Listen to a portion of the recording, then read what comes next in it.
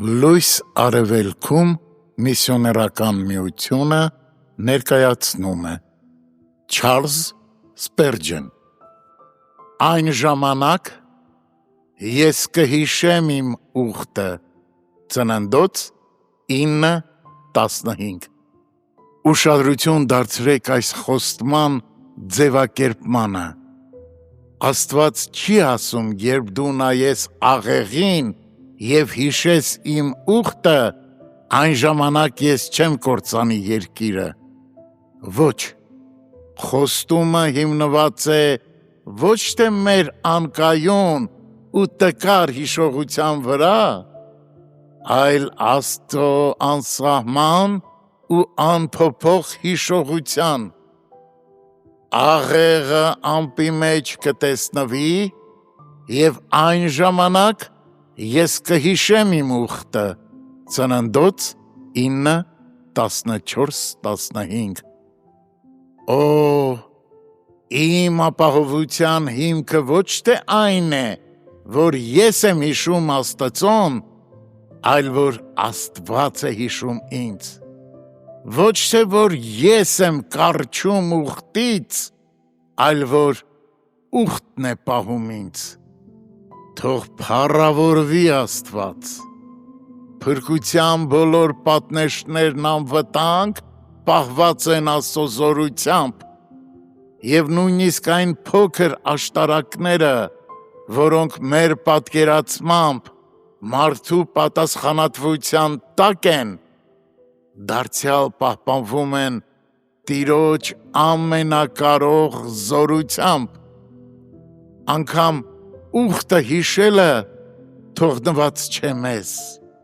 քանի որ մենք կարող ենք մոռանալ, սակայն մեր Տերը չի կարող մոռանալ իր այն սրբերին,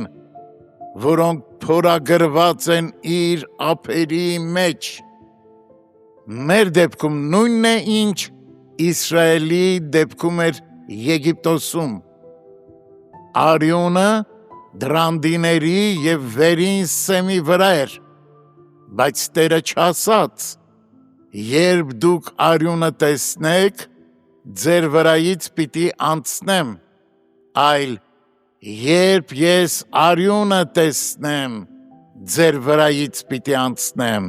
Ելից 12:13։ Երբ ես նայում եմ Հիսուսին,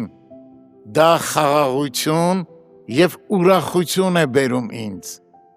սակայն Աստծո նայելն է Հիսուսին, որ ապահով է դարձնում իմ և բոլոր ընտրյալների փրկությունը, բայց որ անհնար է մեր Աստծո համար նայել Քրիստոսին, մեր արյունահոսող երաշխավորին, և հետո բարկանալ մեզ վրա այն մեղքերի համար, որոնց պատիժը նա արդեն կրել է։ Նույնիսկ